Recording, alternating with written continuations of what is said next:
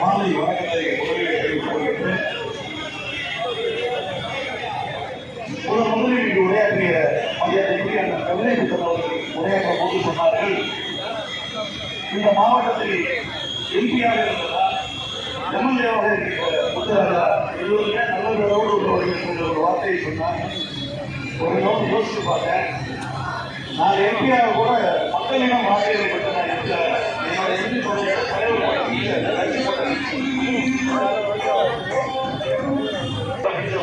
நான் வந்து மக்கள்கிட்ட ஓட்டு வாங்கி நான் எம்பியாக மாநிலங்களவைக்கு தான் போனேன்.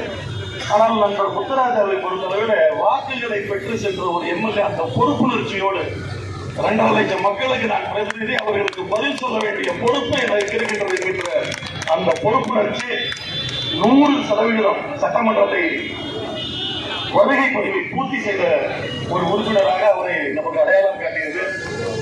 உண்மையிலே உங்க அப்பா அம்மா நினைச்சு பார்க்கிறேன், சில பேருக்கு நல்ல கண்ணு பேர் வைப்பாங்க, பார்வையில மாற்றத்தை பேருக்கு ஆளுக்கு சம்பந்தமே இருக்காது. ஆனால் முத்துராஜா என்று சொன்னால் குணத்தின் சொத்தாக மக்களுடைய மனதிலே ஒரு ராஜாவாக இன்றைக்கு அனைவரும் பாராட்டுகின்ற ஒரு சட்டமன்ற உறுப்பினராக 5 ஆண்டுகளை பூர்த்தி செய்தவர்களுக்கு என்னுடைய மனமார்ந்த பாராட்டுகளை வாழ்த்துக்களை தெரிவித்துக் கொள்கின்றேன். நிச்சயமாக இந்த மண்ணில் இருக்கக்கூடிய இந்த மண்ணின் சக குடிமகனாக உங்களை பற்றி என்னுடைய மனதில் என்ன ஒப்பீடு இருக்கின்றதோ அதுதான் அத்தனை பேர் மனதிலும் இருக்கும் என்று நான் உறுதியாக நம்புகின்றேன். மீண்டும் பெருவாரியான வாக்குகள் வித்தியாசத்தில் நீங்கள் வெற்றி பெறப் போகின்றீர்கள். கழகம் ஆட்சி அமைக்கப் போகின்றது.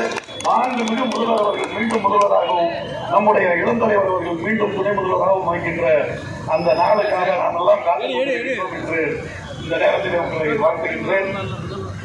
முன்னாடி பேசினவங்க பல பேர் நிறைய பேசிட்டாங்க. கழகம் 5 ஆண்டுகளாக செய்த சாதனை சொல்லிட்டாங்க. அடுத்து என்ன பண்ண போறோம்ன்றது நம்ம எல்லாருக்கும் தெரியும். ஒவ்வொரு தேர்தலையும் பார்த்தீங்கன்னா எங்கேயாவது பொறுப்பாளராக போட்டு விட்டுருவாங்க. பேசிக்கா நான் ஃபீல்டு இருக்கிற களப்பணியாளர்கள் அந்த மாதிரி போடுவாங்க. இந்த முறை தலைவர் என்னை நட்சத்திர புறப்படையாளராக ஸ்டார் ஸ்பீக்கரா தமிழ்நாடு ஃபுல்லா எல்லா ஊர்களையும் பேசாரு.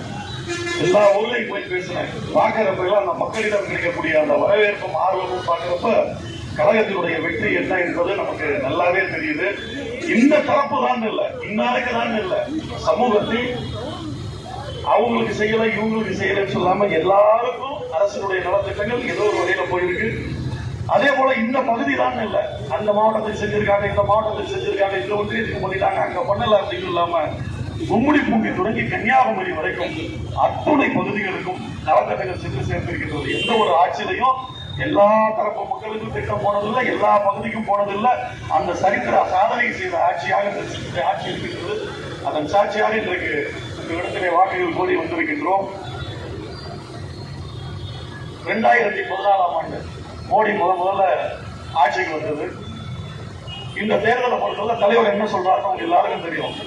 பொதுவா தேர்தல் அப்படின்னு சொன்னாலே அதிமுகவுக்கும் திமுகவுக்கும் போட்டி. நமக்கு தெரிஞ்ச தேர்தல் அப்படிதான். இன்னும் குறிப்பா சொல்ல போனா 1977 அதிமுகவுக்கும் திமுகவுக்கும் சூரியனுக்கும் ரெட்டலைக்குமான போட்டி தான் தேர்தல். அவ்வளவுதான். 2 ஏதோ ஒரு சிலருக்கு மக்கள் ஓட்டு போடுவாங்க, ஆட்சி நடக்கும், இப்படிதான் இருந்தது. ஆனால் இந்த தேர்தலை பொறுத்தளவில் இந்த தேர்தல் என்பது தமிழகத்திற்கும் டெல்லிக்குமான போர் என்று தலைவர் சொல்றார்.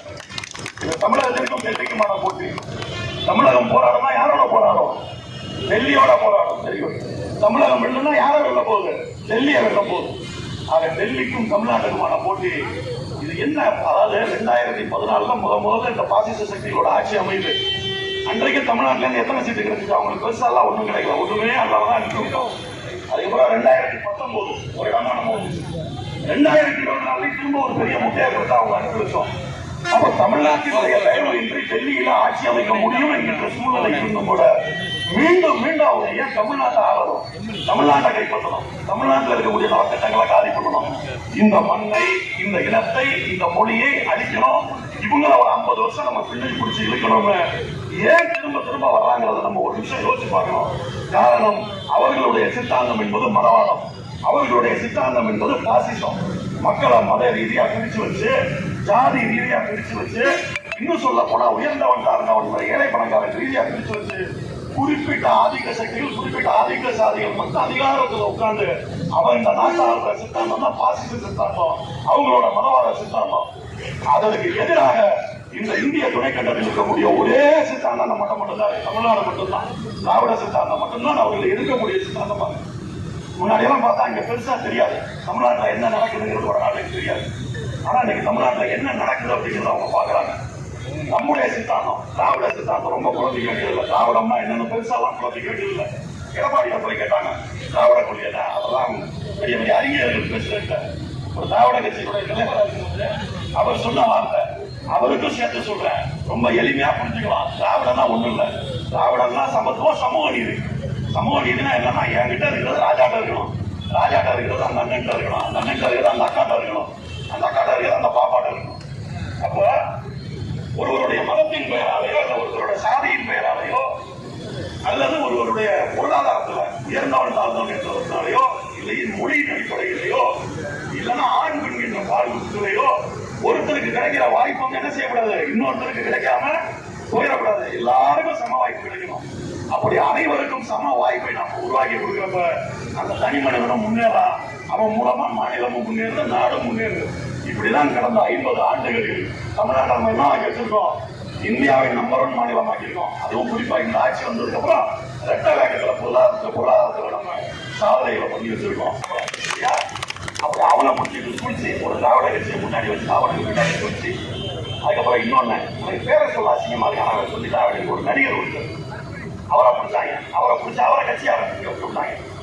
அது எதுக்குன்னு கேட்டீங்கன்னா அவர் வந்து ஒரு கிறிஸ்துவரா, யாராவது கிறிஸ்துவர் தற்கொலை, அது பர்மனன்ட் இல்ல. அவரை எதுக்கு கட்சி ஆரம்பிச்சிருக்கான், பிஜேபியா அவர் கட்சி ஆரம்பிச்சிருக்கான் காரணம் சொல்றேன். அவர் ஒரு கிறிஸ்துவரா, அதனால அவர் கட்சி ஆரம்பிச்சாருன்னா ஊர்ல இருக்கிற எல்லா கிறிஸ்துவரும் முஸ்லீமும் சிறுபான்மையிலிருந்து வெளியே போய் ஓட்டு போட்டுவாங்க. அதாவது திமுக ஓட்டு அந்த பக்கம் போயிருப்பாங்க. இன்னைக்கு எல்லாம் பார்த்தா பைத்தியம் மாதிரியா இருக்கு. ஒரு படிச்ச மாநிலம் 50 வருஷமா படிச்சிருக்கோம், பெரியார் அண்ணாவோட ஒருத்தர் அந்த மாதிரி இல்லாம ஒருத்தருடைய மதத்தை பார்த்து வாக்களிக்கக்கூடிய நிலைமையில் இல்லை. அது இந்து மதத்தை சேர்ந்தவங்க கட்சி வச்சாலும் சரி, கிறிஸ்தவ மதத்தை வச்சாலும் சரி, மதத்தின் பெயரால் வாக்களிக்காத மாநிலம் தான் இந்த மாநிலம். அப்படி ஒரு சூழ்ச்சி அண்டாவை புரிஞ்சுட்டு நீ கட்சி ஆரம்பினா அவருக்கு ஒரு சூழ்ச்சி.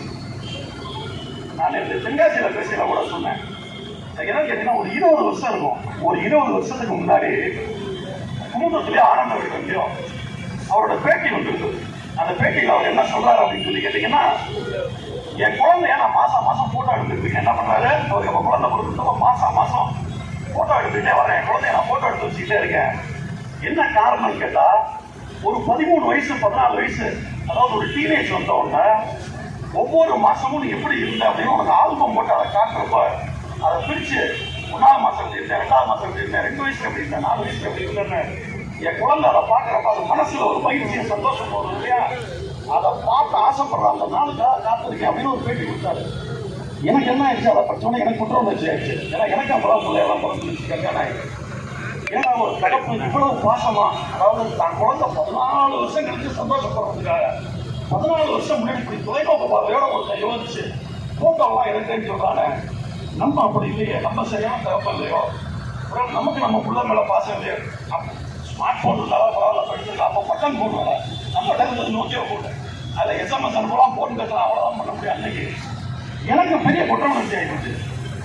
ஏன்னா இவ்வளவு ஒரு 14 வருஷம் கழிச்சு பண்றதுக்காக புள்ள மேல இவ்வளவு பாசமா வருதா, இவ்வளவு ஒரு அன்பான தகப்பனாதான் நம்ம இப்படி இல்லாம போயிட்ட மாதிரி எனக்கு அன்னைக்கு பெரிய குற்ற உணர்ச்சி என் மனசுல. இன்னைக்கு பாக்குறேன், 20 வருஷம் கழிச்சு பாக்குறேன், நான் ஒழுங்கா பிள்ளை வளர்த்துருக்கேன், என் பிள்ளை மெரிட்ல டாக்டர் படிக்க போயிடுச்சு. இல்ல ஓம் பிள்ளை நீ வீட்டுல இருக்க எங்க உட்காந்துருக்கு, ஹாஸ்டல்ல உட்காந்துருக்கு. அந்த போல அன்பா இருக்கேன், பாசமா இருக்கேன், நடிப்பு, அதுதான் சொல்ல வரேன். 20 வருஷத்துக்கு முன்னாடி அந்த நடிப்பை பார்த்து நான் ஏமாந்தேன், குற்ற உணர்ச்சி ஆனேன். ஆனா அதனால எனக்கு பெரிய இழப்பு இல்லை. ஆனா நீங்க இப்ப பார்த்து ஏமாந்தீங்கன்னு வச்சுக்க, 5 வருஷம் கழிச்சு நாடு 50 வருஷம் பின்னாடி போயிருக்கும், நினைச்சாலும் அப்புறம் சரி பண்ண முடியாது. இந்த நடிப்பை பார்த்து ஏமாந்தேன்.